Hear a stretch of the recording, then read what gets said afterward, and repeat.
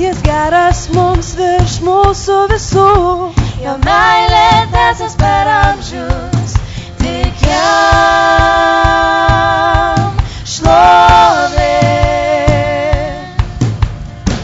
savo ranką jis ištiesia mums, Jo meilė tęsias per amžius, gyvenimu palaimina mus. jo meilė tęsias per amžius, tik jam šlovė, tik jam šlovė. Per amžius Dievas gyvas, per amžius jis stiprus, per amžius jis tarp mūsų, per amžius ir amžius, per amžius. Nuo ryto aušros ligi sutemos, Jo meilė tęsias per amžius, malonėje jo mes stovime. jo meilė tęsias per amžius, tik jam šlovė,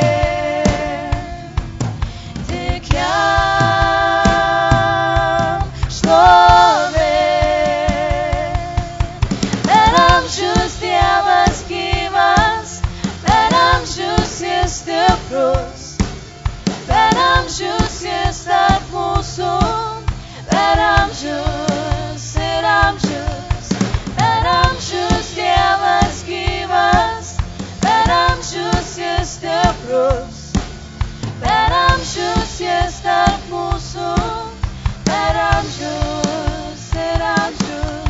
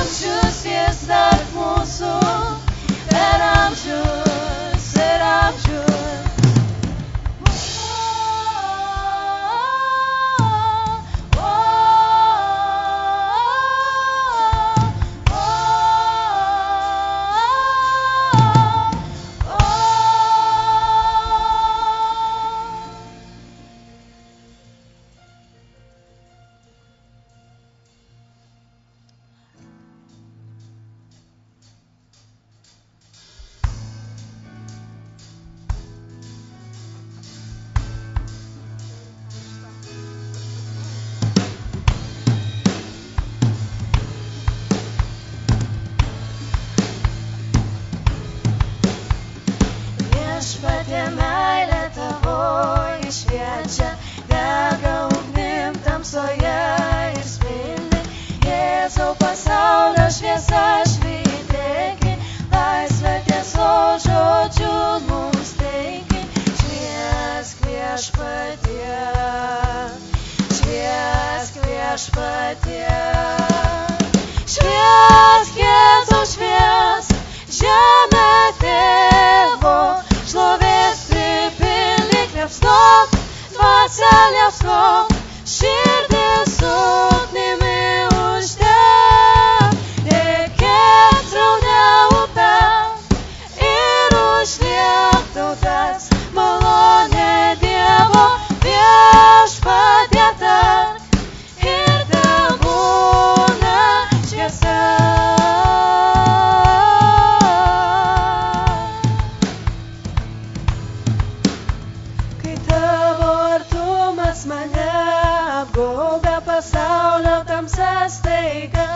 pasitraukia per tavo kraują, tavim sušvytėsim, tamsa manyje, o Jėzau apšvieski, šviesk viešpatie, šviesk viešpatie, šviesk Jėzau, šviesk žemę tėvo, šlovės pripildyk, liepsnok, dvasia liepsnok, širdis ugnimi uždek, tekėk sraune upe ir užliek tautas, malonė Dievo viešpatie tark ir tebūna šviesa. Šviesk, Jėzau, šviesk žemę tėvo, šlovės pripildyk, liepsnok, dvasia liepsnok, širdis ugnimi uždek, tekėk sraune upe ir užliek tautas, malonė Dievo viešpatie tark ir tebūna šviesa.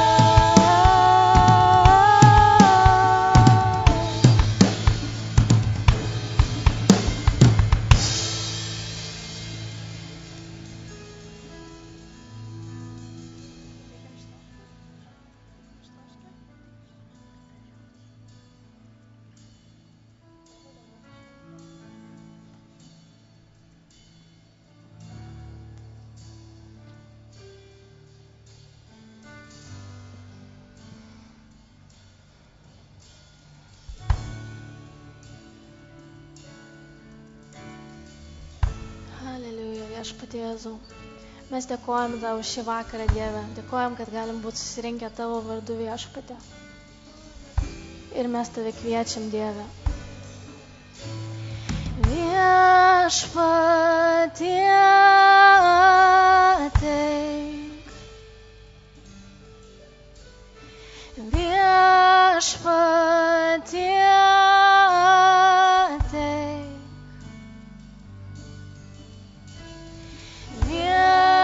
Viešpatie ateik.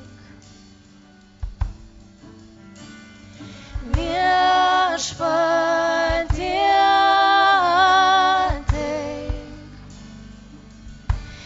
Ateikit ištroškę, Ateikit ištroškę, ateikit silpni, šaltinis teka, nardinkit širdis jo gelmėj, liūdesį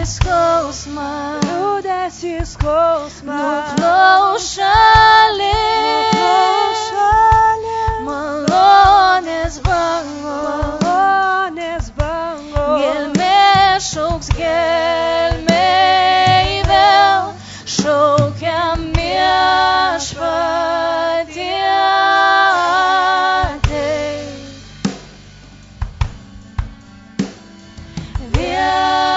Viešpatie ateik. Mes šaukiam viešpatie ateik. Viešpatie ateik. O ateikit ištroškę, ateikit silpni, šaltinis teka, nardinkit širdis jo gelmėj, liūdesį skausmą, nuplaus šalin, malonės bango, gelmė šauks gelmėj vėl, viešpatie ateik. Mes šaukiam viešpatie ateik. Pripildyk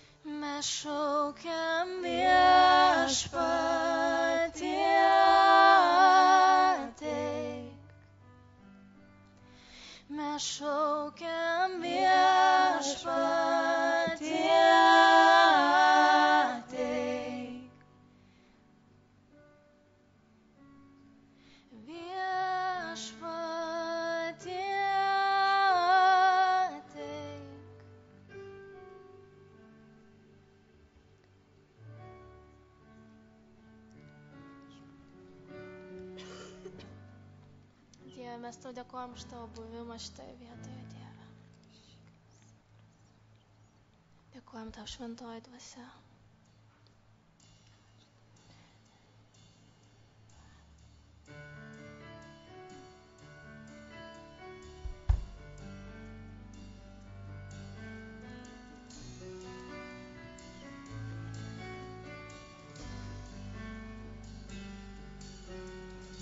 Slaptoje ir ten, kur ramu, tyloje tu gyveni. Slaptoje ramybėj lauksiu tavęs, vien tik tavęs, leis pažint tave daugiau. Pažint tave daugiau, kai tu kalbėjai girdėt, trokštu pažint daugiau. Trokštu paliest tave, aiškiau tave regėt, trokštu pažint daugiau. Aš siekiu čia, tai ko verta siekt, ir viliuos tave laimėt. Aš važiuosi į priekį ir kliūtis stumiu nuo kelio šalin, leis pažint tave daugiau. Jėzau, pažint tave daugiau, kai tu kalbėjai girdėt, trokštu pažint daugiau. Trokštu paliest tave, aiškiau tave regėt, trokštu pažint daugiau, pažint daugiau, pažint tave daugiau, kai tu kalbėjai girdėt, trokštu pažint daugiau. Trokštu paliest tave, aiškiau tave regėt, trokštu pažint daugiau. Slaptoje ir ten, kur ramu, tyloje tu gyveni. Slaptoje ramybėj lauksiu tavęs, vien tik tavęs, leis pažint tave daugiau. Pažint tave daugiau, kai tu kalbėjai girdėt, trokštu pažint daugiau. Trokštu paliest tave, aiškiau tave regėt, trokštu pažint daugiau. Pažint tave daugiau, kai tu kalbėjai girdėt, trokštu pažint daugiau.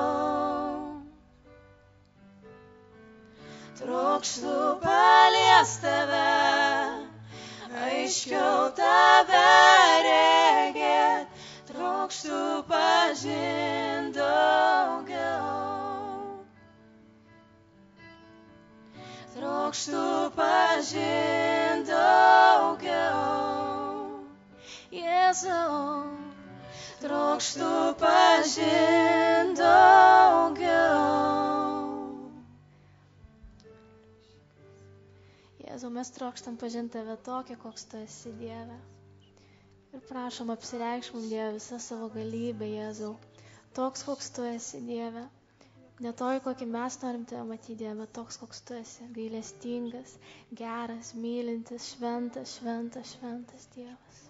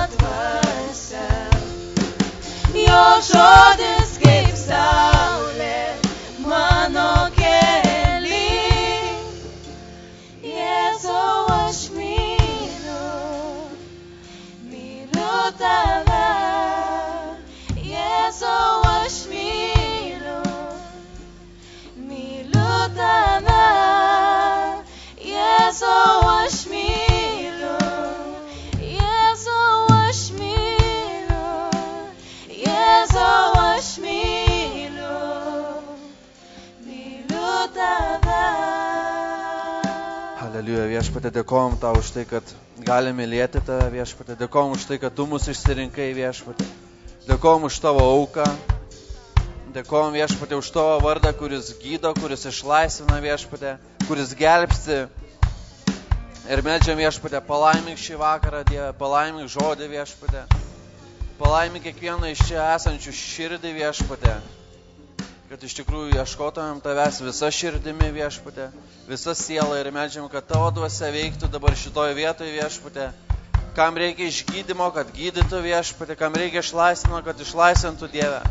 Mes meldžiam iš tikrųjų, kad tu būtum pašlovintas mūsų gyvenimuose, Viešpatie. Kiekviena nata, Viešpatie, kiekvienas žodis tai giria tavo šventą vardą, Viešpatie. Haliuja, dėkojom tau, karaliau, dėkojom tau Jėzaus vardu. Haliuja.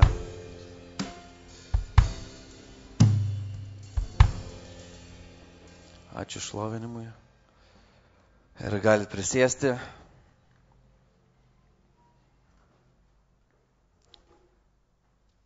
Iš tikrųjų nuostabu šlovinti Dievą kiekvieną dieną, šlovinti Dievą visą savaitę ir jau prieš porą savaičių žinau, kad teks dalintis Dievo žodžiu ir mąsčiau apie ką kalbėti ir tikrai Dievas kalbėjo į mano širdį ir aš tikiu, kad Dievas davė žodį ir jisai patvirtino kelis kartus. Turėjom namų grupelę antradienį, atėjo,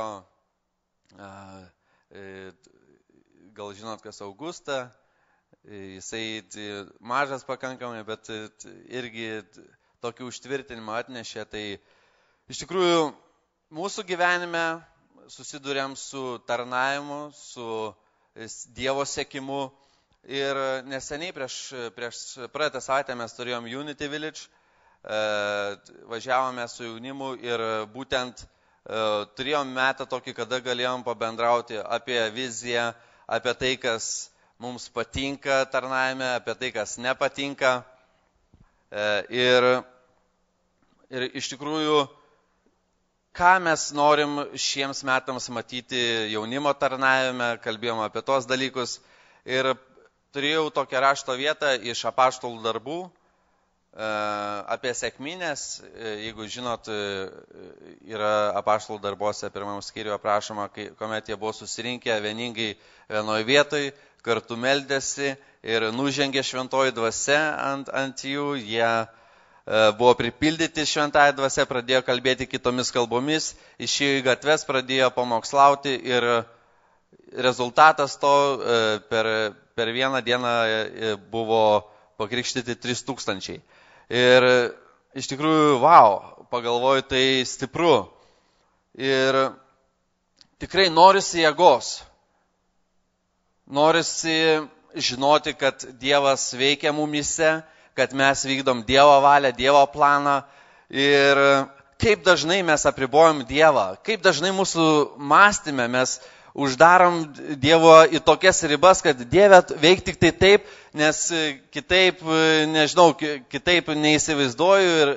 Ir pagrindinė problema bažnyčiose ir mūsų tarnavimuose, kad mes dažnai patys uždedam Dievui ribą, iki čia mes norim tavęs, o daugiau nežinau, žiūrėsim. Ir iš tikrųjų, kiek man asmeniškai yra tekę susidurti su tokiu dalyku, pavyzdžiui, yra buvę, kad sėdi, žinai, kad atėjo tavo draugai, nauji, pirmą kartą bažnyčiai ir atsistoja kažkas pamokslavo, kalba ir galvoja, Dieve mano, ar negalėjai pasiūs kokį nors paprastesnį žodį, kažką aiškesnio. Jeigu man sunku suprasti, tai ką galvoja tie žmonės, sėdi visą pamokslą vietoj to, kad klausytum, pergyveni ten. Žodžiu, galvoju, kaip čia dabar kas bus, ar tie žiūri, tie žmonės išėjo, neišėjo. Ir toksai noras kontroliuoti, noras, kad kaip viskas būtų tvarkingai, viskas būtų taip, kaip tu įsivaizduoji. Ir iš tikrųjų, po pamokslo prieini, mes turim arbatėlę jaunimo, prieini prie tų žmonių, dėl kurių tai pergyvenai, taip atsargiai, kaip jums čia sekasi, kaip pamokslas. Ir kai išgirsti, žinok, taip čia pas jūs stipru, taip kalbėjo tiksliai, tiesiai apie tą, ką aš svarščiau visą mėnesį, galvojau, viską tą ir man pasakė. Ir pagalvoju, ačiū Dievui, ta prasme, kad Dievas neturi tokio nusistatymo, nežiūri į žmonės, Dievas turi savo planą. Ir kad ir Unity Camp turėjom vasarą. Mes turim Unity Camp'e savo strategiją, programą, planą, kad pirmą dieną atvažiuoja, žmonės susipažįsta, pasibendrauja, antrą dieną žmonės jau šiek tiek išgirsta Dievo žodžio kokia eilutė, trečią dieną turim seminarų ir ketvirtą dieną turim jau kaip reikiant bažnyčią su pamokslu, su malda, su visko. Ir užpernai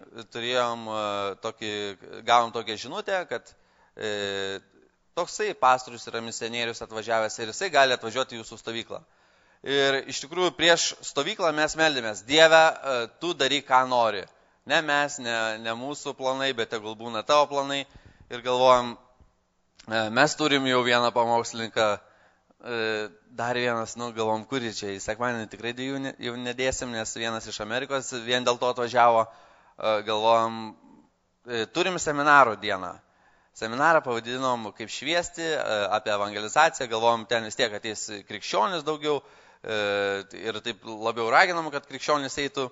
Ateinu aš į seminarą, žiūriu, sėdi daug netikinčių. Ir jisai ten, žodžiu, buvo pastorius Juodaodis iš Anglijos ir jisai stipriai tikrai pamokslavo ir pradėjo melsti, žmonės krenta, ten, žodžiu, galvoju, Dieve, kaip čia ir viskas gerai ir žiūri, tie netikintis, eina į priekį, krenta ir tie, ir iš tikrųjų, ir daug daugiau paliesti buvo tie netikintis, negu kad tikintis. Ir pasižiūri, kad Dievas jisai turi visiškai kitą kartais pramatymą, visiškai kitą matymą ir kartais nepradėk teisti ir nepradėk, kaip pasakyti, bijoti dėl to, ką Dievas daro, nes jeigu tai Dievas daro, Dievas žino, ką daro. Ir iš tikrųjų, kaip aš galvoju, norisi matyti išgelbėtas mines, norisi, kad Dievas tave naudotų, norisi, kad neliktume mes ketvirtadienį saujelę ir vis mažėjom, bet augtų tarnavimai, augtų sekmadieniais. Man norisi matyti pripildytas jaunimo, paauglių, vaikų tarnavimų vietas. Norisi, kad kiekvienas iš jūsų turėtumėm dalį tame. Ir iš tikrųjų iš Mato 14 skyrius 20 eilutės paskaitysiu tokią istoriją apie Jėzų ir jo mokinius. Čia nuo 26 eilutės. Pamatė jį einant ežero paviršiumi, mokiniai nusigando ir iš baimės ėmė šaukti. Tai šmėkla. 27 eilutė. Jėzus stojau juos prakalbino, drąsos. Tai aš, nebijokite.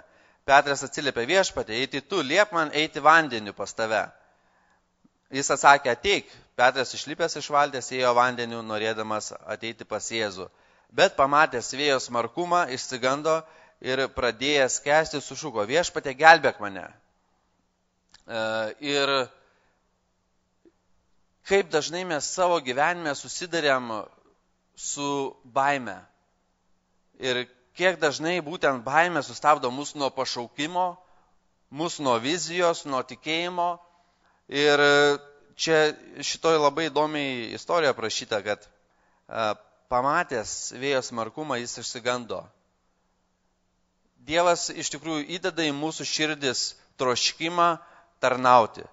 Įdeda planus kažkokius, įdeda tarnavimus. Ir mes pradėdami kažką daryti, susiduriam su kažkokiais sunkumais, vėjais, bangom gal, gelmėm kažkokiom, kažkur neužtenka būna kažko. Ir tada tokiais atvejais, ką mes darom, ar mes pasiduodam baimiai, ar mes sakom, Dieve, mes įsikimbam į tave.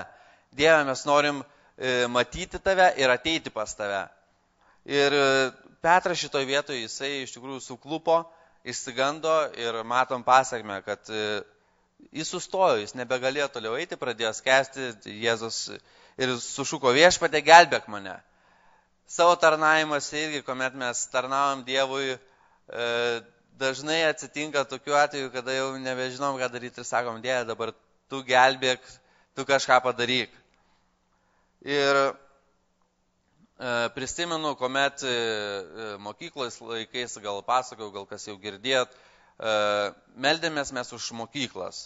Kiekvienas už savo viešpatę, atneš prabudimą į mano mokyklą, atneš į mano mokyklą išgelbimą kiekvienam mokytojam, mokiniam ir taip toliau. Ir taip gavosi, kad pas mane tikybos pamokoje pasiūlė man pravesti tikybos pamoką. Sako, tu taip čia gerai kalbi, tai viską žinai, tai sekanti tikybos pamoka bus tik tai tada, kada tu vesi. Ir aš galvoju, Dieve mano, prisikalbėjau.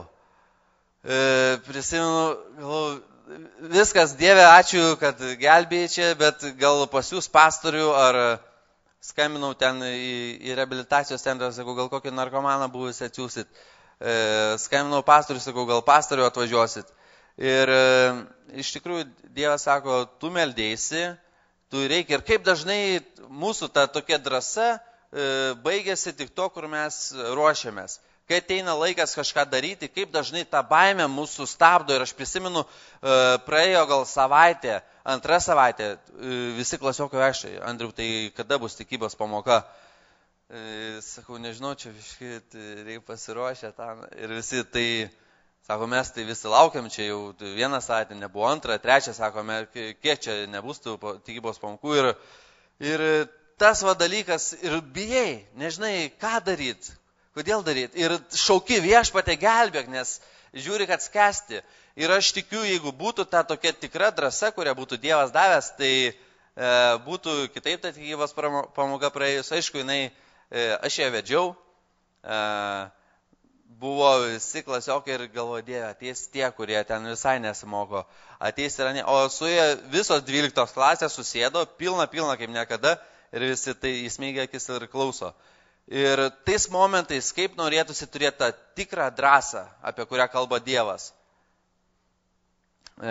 Ir iš tikrųjų, kalbant apie tą baimę ir drąsą, vėlgi neatsiejama dovana, neatsiejama mūsų tarnaimo ir gyvenimo dalis su Kristumi yra dovanos. Ir per Unity kaimą irgi kalbėjome su jaunimu apie dovanas, su kai kuriais diskutavom ir ką reiškia tos dovanos, kam jos yra. Ir sako, galbūt tu turi dovaną, tai tu čia tiesi pranašesnis, galbūt tu neturi dovanos, tai gal čia kažko prastesnis, bet dovana tai yra. Ta prasme, jeigu tu gauni dovaną, kiek tu tikrai nusipelnai to, tau tas, kuris duoda dovaną, jisai nori tau dovanoti. Ir būtent Biblijoje dovanos yra tikrai ne pagal nuopelnus, tikrai ne pagal mūsų kažkokius, ne pagal mūsų ypatingas galės dovanos, jos yra dovanai. Ir iš tikrųjų dovanos skirtos mums ne tam, kad mes tik tai jas turėtumėm, bet tam, kad mes galėtumėm duoti, kad mes galėtumėm dalintis, kad mes galėtumėm tarnauti. Jeigu tu sėdi šiandien ir galvoji, Dieve, žodžiu, jeigu nori, tai duok man dovanų, jeigu nenori, tai neduok, žodžiu, man tai va. Tikrai aš 100% įsitikinęs, kad Dievas tau ir neduos. Parašyta, siekite dovanų. Ir vieną dovaną iš tikrųjų tikrai mes turim, tai yra išgelbėjimas. Ir šitą dovaną tikrai, aš manau, galim dalintis. Taip pat istorija šiek tiek apie dovanas. Mano mėgstama istorija yra apie talentus. Mato 25 skyriui rašo, kad vienam davė 5 talentus, kitam davė 2 talentus, o dar vienam tik tai 1. Ir kaip dažnai mes sakom, Dieve, taigi ką aš turiu? Tai gerai, jisai groja, jisai pamokslauja, kažkas ten moka spandėti mygtukus prie pulto, kažkas turi kažkokią gerumo dovaną, aš nieko neturiu. Ir ta vienintelė dovana, kurią kiekvienas tikrai turim, tas vienas talentas yra Jėzus Kristus, kurį tu šiandien turi. Ir šito istorijoje labai įdomiai, kad parašyta, iškeliavo šeimininkas, visi žinom, po daug laiko jisai grįžo, tas, kuris turėjo 5 talentus, jisai padarė dar 5, tas, kuris turėjo 2 talentus, jisai pelnė dar 2, o kuris 1, jisai taip pasakė, Mato 25 skyriui 25 eilutėj, pabijojęs, nuėjau ir paslėpiau tavo talentą žemėje, še turėkas tavo. Pabijojęs, vėl susiduriam su ta pačia tarnaimo problema. Tu turi dovaną. Pabijojęs, aš kažko nepadariau. Aš turiu šiandien tik tai gitarą su 2 stygom. Ką aš galiu su ją daryti? Bet jeigu tu pradėsi naudoti gitarą su 2 stygom, Dievas tau duos tas ir kitas 3. Irgi su transliacija kažkada galvojom, neturime šiandien nei kompo, nei kamerų. Bet, kaip nors darom transliaciją, atsinešė kažkokią kamerą iš viso. Jinai ne kamera, o web kamera, pastatėm, ten visai nieko nesigavo. Vėliau atėjo brolis vienas, sako, reikia kameros, tarnaukit, imkit. Davė kamerą. Kompas su prilipusiais mygtukais, ten pusė veikia, pusė neveikia, bet transliuojam ir šiandien, ačiū Dievui, po kažkiek transliavimo turim jau galbūt ir normalų kompą, reiks galbūt dar kameros, bet tu pradėk tarnauti su to, ką turi. Dievas padaugins. Ir kas žino tą istorijos pabaigą, sako, tu blogasis tarne, eik į tamsybės ir Dievas nepriėmė tokio žmogaus. Ir šiandien vėlgi su savo dovanom, ką tu darai, pabijojęs paslėpiau. Ir labai dažnai po nuolankumo kaukę, tokia dirbtina, slepiasi būtent mūsų ta baimė. Ir tai nėra iš Dievo. Jeigu tau Dievas sako šiandien melskis. Jeigu Dievas sako dėti rankas, dėk rankas. Jeigu sako bark, jeigu gedok, bet nesislėpk, ką aš galiu, kiek man čia duota, būk stiprus, būk drąsus. Jeigu Dievas pasakė dabar, eik, kaip vienas pamokslininkas sako, atsikėliau naktį, Dievas man liepė eiti prie medžio ir melstis. Ir sakau, Dieve, nesąmonė. Antrą kartą sako, aš sakau, eik prie to medžio, atsistok ir pamokslauk tam medžiui. Dieve, tikrai nesąmonė. Trečią kartą sako, stokis, eik prie medžio tenais gatvėje ir pamokslauk. Pasiėmė Bibliją, sako, Dieve, jeigu tu taip sakai, pamokslavo jisai prie to medžio ir prieš pabaigą iš medžio nukrito virvė ir nusileido žmogus apsiašarojęs. Sako, aš norėjau pasikarti. Ir kaip svarbu mums nepriboti Dievo. Aš nesakau, kad dabar visi naktį atsikeliam, Dieve, gal man prie medžio nueiti. O dabar nekalbu apie tokius dalykus, bet kalbu, jeigu tu išmoksi klausyti Dievo paprastuose dalykuose, ten, kur tikrai tu turi dovaną, jeigu tu pradėsi naudoti tai, kad turi, Dievas tai padaugins. Ir Dievas galės gal ir naudoti tokiuose iš jūsų neįprastose situacijose. Ir taip pat yra įdomi istorija iš pirmo karaliaus apie Eliją. Daug kas žinot. Buvo tais laikais karalius Ahabas, turėjo žmoną Izabelę ir jie per žmoną, pats karalius ėjo į nuodėmę, jisai pradėjo garbinti netikrus dievus, garbinti Balą, pristatė šventyklų, nugriovė Dievo aukurus. Ir pranašas Elijas pasakė karaliui, kad tol, kol aš nepasakysiu, nebus lietaus. Dėl to, kad šitaip gyvenat ir visą Izraelį atvedėt nuodėmę. Ir ilgą laiką nebuvo žemėje, nebuvo Izraelį lietaus. Ir visur, kur įmanoma, visose šalyse Ahabas ieškojo Elijo. Ir įdomi ta dalis, kad jisai netgi saikdindavo žmonės, šalis, karalius, kad ar tikrai pas jūs nėra Elijo, prisiekiam, tikrai nėra ir pas mus neieškokit. Ir ieškojo, kur tik įmanoma. Ir Elijas vieną dieną pasirodė pas karalių, Dievas jam pasakė, sugrįžk ir kalbėk su karalium. Ir jis pasakė, sukviesk visą Izraelį prie Dievo kalno ir mes galėsim tenais, pamatysim, kuris Dievas yra tikras. Pastatė 2 aukurus, Elijas atstatė Dievo aukurą ir susirinko Baalo pranašai, suėjo visas Izraelis. Ir mes žinom tą istoriją, kad Baalo pranašai šaukė ten Dievę, visai uždėk Baalo, uždėk mūsų aukurą ir nieks nevyko. Elijas pasimeldė, nužengė ugnis ir sudegino ne tik tą auką, bet aukurą, vandenį aplinkui ir netgi dulkes. Ir skaitant šitą istoriją tikrai stipru. Visas Izraelis, visi stovi. Žodžiu, išgelbimo programa. Tikrai neįsivaizduoju, kas galėtų dar būti labiau šokiruojančio. Ir pirmoji karalių 19 skyriui rašo, Ahabas papasakojo Jezabeliai visą, ką padarė Elijas ir kaip jis išžudė visus Baalo pranašus. Po to ženklo, kad Dievas padarė, Elijas liepė paimti visus tos pranašus Baalo 450 ir nužudyti. Ir Jezabelė siuntė pasiuntinį pas Eliją, sakydama, tegul dievai man padaro tai ir dar daugiau, jei rytoj apie šitą laiką aš nepadarysiu tau taip, kaip tu padarėjai Baalo pranašams. Tai pamatęs, jis pakilo, išėjo, kad išgelbėtų savo gyvybę.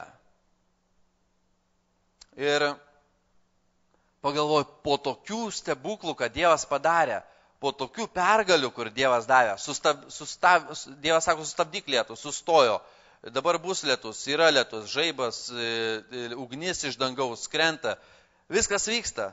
Ir matom paprastą dalyką, Jezabelė pasiuntė pasiuntinį ir pasakė, jeigu iki rytojaus tau taip neatsitiks kaip Baalo pranašams, tai tegul Dievas man padaro daugiau. Ir žiūrim, kad viskas, nėra pranašo, pabėgo, nėra pasitikėjimo Dievu, pabėgo. Ir iš tikrųjų baimė priverčia mus trauktis iš tarnavimo, baimė priverčia mus sustoti ir mes būtent bijodami pametam tą tikrąjį tikslą, ką mes esam pašaukti. Ir toliau rašo 4 eilutėje. Elijas ėjo į dykumą visą dieną. Atėjęs jis atsisėdo po vienu kadagiu ir meldė savo mirties. Viešpatie, gana, pasiimk mano gyvenimą, aš nesu geresnis už savo tėvus. Jis atsigulė ir užmigo po kadagiu. Angelas palėtė jį ir tarė, kelkis ir valgyk. Iš tikrųjų, visiška depresija. Žmogus tokioj nevilti, kad čia, sakau, skaitai žiūri, čia vyksta ugnis iš dangaus krenta, ten daug laiko labai nelyjo, pradėjo lyt. Jisai jam pasakė, pasiuntinys Jezabelės, kad tau bus blogai, pagrasino ir viskas, Elijo nėra ir Dieve, paimk mane, gana.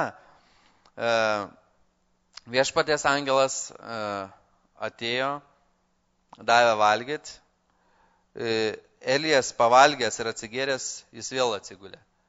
Ir matom, kiek iš tikrųjų angelas atėjo, aš įsivaizduoju, pas mane ateitų angelas, pasakytų kažką, jau būtų kažkaip čia pavalgė ir vėl atsigulė. Nieko tokio. Viešpaties angelas atėjo antrą kartą ir jį pamatęs tarė, kelkis ir valgyk, nes tavęs laukia ilgas kelias. Pavalgęs ir pasistiprinęs tuo maistu, jis ėjo 40 parų iki Dievo kalno Horebo. Jam apsinakojus vienoje oloje, viešpats jam tarė, ką čia veiki Elijau? Ir tikrai labai įdomi mintis, viešpats atėjo ir tarė, ką čia veiki Elijau? Ir kaip mūsų gyvenime, kuomet mes nusisukam nuo to tarnavimo arba ir širdį žinom, ką mes turim daryti, Dievas ateina, sako, ką čia veiki? Ir Elijas atsakė, aš buvau labai uolus dėl viešpatės, kareivijų Dievo, nes izraelitai sulaužė tavo sandorą, išgriovė tavo aukurus ir žudė tavo pranašus. Aš vienas likau, jie ieško mano gyvybės. Ir ačiū Dievui, kad jisai kartais nereaguoja mūsų verkšlenimus ir į mūsų nesąmonės, ką mes kalbam, o reaguoja mūsų tikėjimą. Ir šitoj vietoj Dievas tarsi praleidžia tą, ką Elijas pasakė. Ir rašo, viešpats tarė, išeik ir atsistok ant kalno prieš viešpatį. Viešpats praėjo ir didelė bei smarki audra. Ardanti kalnus, trupinanti uolas buvo priešais viešpatį. Bet audroje nebuvo viešpatės. Po audros drebėjo žemė, bet viešpats nebuvo žemės drebėjime.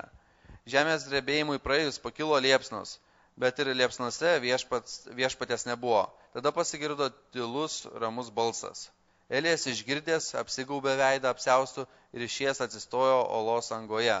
Pasigirdo balsas, ką čia veiki Elijau? Ir viešpats vėl klausė, nesupratau, ką čia darai? Ten pradėjai darbą, darbas nebaigtas ir jisai, matom, visiškai nekreipia dėmesio į Elijo verkšlenimus ir Elijas vėl atsakė, aš buvau labai uolus dėl viešpatės kareivijų Dievo, nes izraelitai sulaužė tavo sandorą, išgriovė tavo aukurus, išžudė tavo pranašus, aš vienas likau ir jie ieško mano gyvybės. Viešpats tarė jam, grįžk savo keliu per dykumą. Vėl viešpats tai kaip ir nelabai kažką atsako, bet sako Eliui, viešpats grįžk savo keliu per dykumą į Damaską ir nuvykęs ten patepk Hazaelį Sirijos karaliumi, Nimišo sūnų Jehuvą Izraelio karaliumi ir Šafato sūnų Eliziejų iš Abel Meholos patepk pranašų savo vietoj. Matom, Dievui buvo irgi gana ir Dievas pasakė, okei, tu nesupratai, kurioje tu vietoje keičiam. Ir kaip nesinorėtų, kad mūsų tarnavimas baigtųsi tokiu būdu, kad Dievas sakom, su tavim neįmanoma, ant pakeitimo kažką kviečiam. Kaip nesinorėtų, kad Dievas turėtų pasakyti, kadangi tai mes kažką kito siūsim. Iš tikrųjų, kurioje tu vietoj šiandien esi ir ką tu darai. Ir Dievas ragina iš tikrųjų kiekvieną iš mūsų tarnauti kažkur, kažką daryti. Ir kaip dažnai mes atsakom, Dieve, tu ką laikraščių neskaitai, nežiūri televizijos, krizė, ką tik buvo, apie ką mes kalbam, kokios evangelizacijos, kokie seminarai, ką mes galėsim padaryti, važiuok į kitus miestus, kur aš važiuosiu, aš mašinos neturiu. Dieve, pasižiūrėk. Ir Dievas tikrai kartais užsikemša ausis toje vietoje galbūt, arba užsimerkia ir jisai vėl sako, ar važiuosi, ar darysi. Ir sakom, Dieve, mes už šildymą negalim sumokėti, Dieve. Ir kai tu žiūri šitas realias situacijas, labai dažnai tavo širdį sukausto baime. Kaip dažnai ta Jezabelė gyvenime tavo gali būti televizija, arba radija, ar internetas, kur sakai, blogai ir čia dar ne viskas, bus dar blogiau. Ir jeigu tu pradėsi žiūrėti tos realius dalykus, kas vyksta, sako, Jezabelė pasakė, tegul padaro Dievas man dar daugiau, jeigu aš tau taip pat nepadarysiu. Viskas, mes bėgam kažką, nors kaip nors išsaugočiau tą vieną talentą, kur davėjai tą išgelbimą, gal patylėsiu, pasėdėsiu ramiai ir tom viskas baigsis. Bet Dievas sako tokiam žmogui tinginy ir tai tikrai nėra nuolankumas ir ta drąsa viešpatį tikrai nėra kažkoks išdidumas. Tu turi būti drąsus, parašyta teisusis, drąsus kaip liūtas. Ir kartais galvoju, kaip aš padarysiu tai. Kaip aš sumokėsiu už konferenciją, už kažką. Mes, prisimenu, turėjom irgi Juničio stovyklą čia prieš porą metų ir likos iki stovyklos labai nedaug. Matėm, tikrai trūksta pinigų. Ir aš prisimenu tą dieną, kada aš sėdėjau tokioje depresijoje, Dieve, padaryk kažką, arba nežinau, aš čia tarnauju, viską darai, o čia nieks nesigauna, kodėl taip yra. Ir Dievui kartais būna graudu žiūrėti tavo tą tokį tikėjimą. Parodyk jam savo tikėjimą, neverkšlenimą. Ir iš tikrųjų aš prisimenu, kada pas Eliją atėjo angelas, pas mane atėjo Agnė, jinai iš tikrųjų tikrai atnešė tą žinią iš Dievo, kuri stipriai padrąsino ir tai buvo iš 2 Timotiejaus 1 skyriaus 4 eilutės. Menu tavo ašaras ir trokštų tave matyti, kad būčiau kupinas džiaugsmo. Aš vis prisimenu tavo neveidmainišką tikėjimą, kuris pirma gyvena tavo senelėje, tavo motino Eunikyje ir esu įsitikinęs gyvena ir tavyje. Todėl tau primenu, kad vėl uždegtum Dievo dovaną, esančią tavyje mano rankų uždėjimu. Nes Dievas mums davė ne baimės dvasią, bet jėgos, meilės ir savitvardos dvasią. Ir šitie žodžiai yra labai stiprus ir prisimenu, tikrai buvau prislėgtas, sėdėjau, galvojau, gal čia atšaukti reikia viską, gal nieko nedaryti. Ir kaip dažnai tos aplinkybės sukelia mums tą tokią baimę, kuri mus tikrai sustingdo ir šaldo kažkurioje situacijoje. Ir matom, kad Timotiejų tikrai Dievas labai mylėjo ir Paulius apaštalas labai daug jam rašė, jis buvo pakankamai jaunas. Ir sako, primenu, kad vėl uždegtum Dievo dovaną esančią tavyje. Nes Dievas davė mums ne baimės dvasią, bet jėgos, meilės ir savitvardos dvasią. Kaip svarbu, kad ta Dievo dovana, kuri yra mumise, nebūtų užgesinta, užšaldyta, užspausta šitų baimių, tokių kažkokių įbauginimų. Kaip svarbu, kad mes tikrai pasitikėtume visą širdimi Dievu. Ir kartais kyla tau daug klausimų, kaip Dieve, Iš kur dabar bus tų pinigų? Iš kur padarysiu aš kažką, Dieve, dėl tavęs? Kaip aš nueisiu pas tą kaimyną? Bet tu eik, daryk. O kaip Dievas žino kaip? Ir kartais mes savo mąstymu pradedam visai koncentruotis ne į tos dalykus, ką reikia. Mes pradedam galvoti, kaip Dieve dabar tu išgydysi. Žmogus neturi regėjimo, jis visiškai aklas. Kaip? Tai be rankos žmogus. Tai ar tu užauginsi ranką dabar? Viešpatie, kaip tu tai padarysi? Ir mes pradedam savo protu mąstyti, pradedam bejot vėliau, po to iš viso nustojom melstis, nustojom tarnauti ir gaunasi, kad Dievas mūsų gyvenime turi tik tai tiek vietos. Jis yra apribotas, o Dievas ieškosi tų tarnautojų, kurie garbintų, kurie šlovins dvasių ir tiesoje, tarnautojų, kurie bus drąsūs. Taip kaip buvo Dovydas drąsus. Įsivaizduokit, iš viso Izraelio visa armija kiekvieną dieną klausydavo Galijoto užgauliojimų, Galijoto visokių blogų žodžių apie tautą, apie Dievą ir niekas nieko nepadarė. Visi buvo su ginklais, su kardais, galėjo bent kažkas paleis, nežinau, akmeną ar visi, čia Galijotas išėjo tyliai, kad niekam tik į akis nepažiūrėtų. Ir didelė baimė buvo sukaušius visą Izraelį. Ir aš įsivaizduoju, Dovydas tikrai nebuvo superherojus, kuris atskrido ar špinatų suvalgęs ir tikrai kažkokių ypatingų galių. Jis pažinojo brolėje, sako, ką tu čia darai, greitai namo. Ir matom, pačioj istorijoje ne Dovydo kažkoksai stiprus sumokėjimas, valdymas ginklų, bet Dovydo drąsa, Dovydo tikėjimas, jisai padarė daug, jisai nugalėjo Galijotą. Ir visa armija, stiprus vyrai, žiūrėjo į tą jauną jaunolį, kuris išėjo be kardų, be šarvų, su metiklė prieš tokį milžiną. Ir Dovydas žinojo, prieš ką jisai eina ir žinojo, kad Dievas su juo. Ir Dovydas yra pasakęs, viešpats yra mano stiprybė, ko turėčiau bijoti? Ir šiandieną kas yra tavo stiprybė? Aš manau, kad jeigu tavo gyvenime šiandien dar yra sritis, kuriuose tu dar vis bijai ir dėl jų kažkaip, kaip čia bus, Dieve, nežinau, čia ateina šildymo sezonas, gal čia kažko nedarykim, ateina vėl tas, gal irgi čia kažkaip. Ir jeigu tu pats asmeniškai dėl to pergyveni, tu nesi atidavęs to Dievui. Jeigu dėl kažkurių sričių tu bijai, tu nesi atidavęs Dievui. Jeigu tu atidavęs Dievui, kodėl tu pergyveni?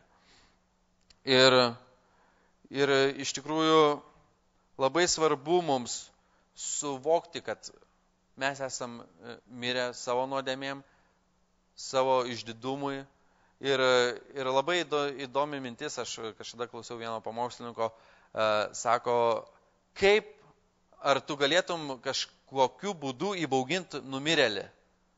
Prieik, tu gali daryti, ką nori, šūkaut, triekaut, keikti, ar dar, tu jo nebeišgazdinsi. Jeigu mūsų šitas kūnas, jisai yra su Jėzum kartu nukryžiuotas, tai mūsų dvasia yra gyva ir mes turim tikėti Kristumi, būti tie, kurie pasitikėm ir esam drąsūs. Ir labai yra vaizdžiai parašyta Evangelijoje, kad velnias yra kaip riaumojantis liūtas, kuris vaikšto aplinkui, kuris riaumoja ir neparašyta draskantis liūtas arba kandantis liūtas, parašyta riaumojantis liūtas, kuris nori praryti.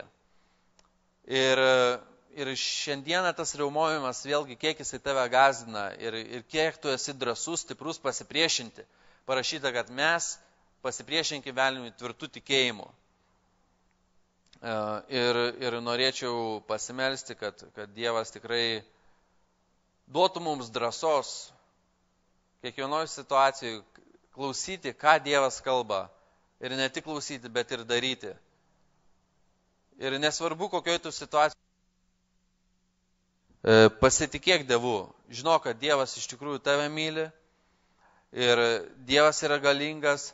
Ir ten, kur tu tarnauji, nebūk įsikibęs. Dieve, šiandien tegul būna taip, kaip aš noriu. Dieve, kad tik nieko neatsitiktų. Aš prisimenu irgi vieną atvejį, kuomet atėjo irgi vienas vienas gan brangus žmogus, jisai buvo netikintis į bažnyčią ir pradėjo melstis, čia prieki išėjo žmonės ir kažkas krenta ir ten vieni liktais užstot, kiti neužstot taip ir taip. Bet tas dalykas, tam žmogui, naujam, jisai pirmą kartą buvo bažnyčiai, sako, aš kai pamačiau, kad žmonės krenta, kad žmonės verkia dėl Dievo, aš niekad nebuvau matęs šitai paliestų Dievo žmonių. Jam buvo šitoks liūdimas ir mes kartais savo tam tokiam siauram mąstyme užspaudžiam, kad ir patys pradedam bijot, patys sustojam tarnavime, kitus pradedam stabdyti, bet iš tikrųjų leiskim Dievo dvasiai judėti, leiskim Dievo dvasiai veikti, kad būtumėm stiprūs jame, kad būtumėm pasitikintis jo visose situacijose, visose sunkumuose, per kuriuos einam ir žinotumėm, kad ir kiek priešų stos, viešpats yra galingas, jisai išves mane, jisai yra stiprus ir viešpatės yra visa, aš esu viešpatės, visos dovanos yra viešpatės ir jos yra tam, kad aš tarnaučiau. Viešpatė Dieve, dėkojom tau už tavo žodį, meldžiam, kad jisai augtų mūsų širdise, kad jisai pasiliktų mumise. Viešpatė, meldžiam, užaugink mumise tikėjimą, viešpatė. Duok mums drąsos, Dieve, kad mes būtumėm tie, kurie pasirenka tau tarnauti, viešpatė. Būtumėm tokie, kurie esam, iš tikrųjų, kaip tu sakai, teisusis, drąsus kaip liūtas, viešpatė. Ten, kur einam, kad mes nugalėtumėm, Dieve. Ir prašom tave šiandien, duok mums drąsos, viešpatė. Duok mums meilės, viešpatė. Duok mums tą drąsos, meilės ir savitvardos dvasią, apie kurią tu kalbėjai Timotiejui, viešpatė. Mes meldžiam matyti, viešpatė, tavo ženklus, tavo stebuklus, Dieve, veikiančias tavo dovanas, Dieve. Ir meldžiam, surišam, viešpatė, dabar bet kokią baimę, Dieve, kuris slegia. Aš prašau, Dieve, iš čia esančių kiekvieno, viešpatė, gyvenime. Te ateina tavo drąsa, viešpatė, visose situacijose. Ir ten, kur dabar baimė, viešpatė, te pasitraukia Jėzaus Kristaus vardu. Haleliuja, viešpatė, dėkojom tau, dėkojom, kad tu išlaisvini, viešpatė, ir kad tu dovanoji mums džiaugsmo, dovanoji mums meilės, viešpatė. Haleliuja, lenkiamės, išlovinam tave, Dieve.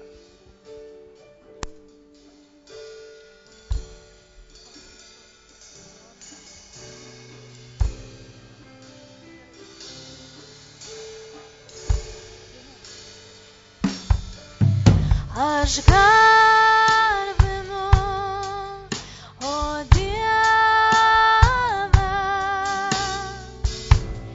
nieko nėra aukščiau tavęs. Aš garbinu, ramybės valdove, trokštu šlovinti tave.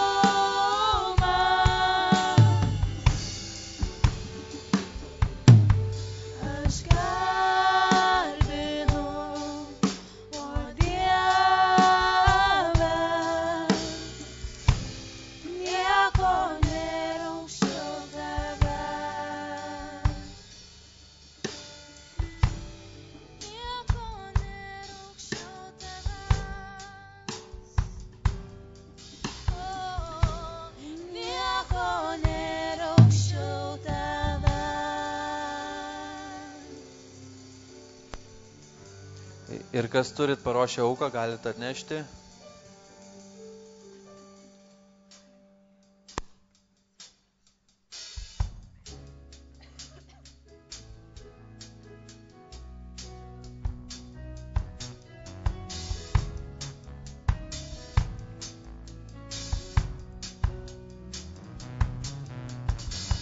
Mano Dievas, tas, kuris sukūrė mane panašų į save. Mano Dievas, tas, kuris viską gali, visur visada. Jis nori džiuginti mane, jis nori stebinti mane, jis nori viską kurti naują manyje. Jis myli mus visus, jis myli ir mane, ir leidžia viską man daryti, išskyrus nuodėmę. Viešpats geras ir teisus, viešpats visagalis, jis daro, ką tik nori, žemėje ir danguje. Viešpats geras ir teisus, viešpats visagalis, jis daro, ką tik nori, žemėje ir danguje. Tavo Dievas, tas, kuris sukūrė tave panašų į save. Tavo Dievas, tas, kuris viską gali, visur visada. Jis nori džiuginti tave, jis nori stebinti tave, jis nori viską kurti naują tavyje. Jis myli mus visus, jis myli ir tave, ir leidžia viską tau daryti, išskyrus nuodėmę. Viešpats geras ir teisus, viešpats visagalis, jis daro, ką tik nori, žemėje ir danguje.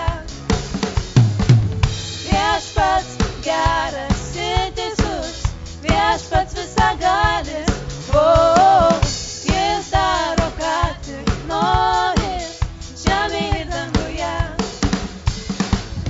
Viešpats geras ir teisus, viešpats visagalis, jis daro, ką tik nori, žemėje ir danguje. Viešpats geras ir teisus, viešpats visagalis, jis daro, ką tik nori, žemėje ir danguje. O ką tik nori, žemėje ir danguje. Žemėje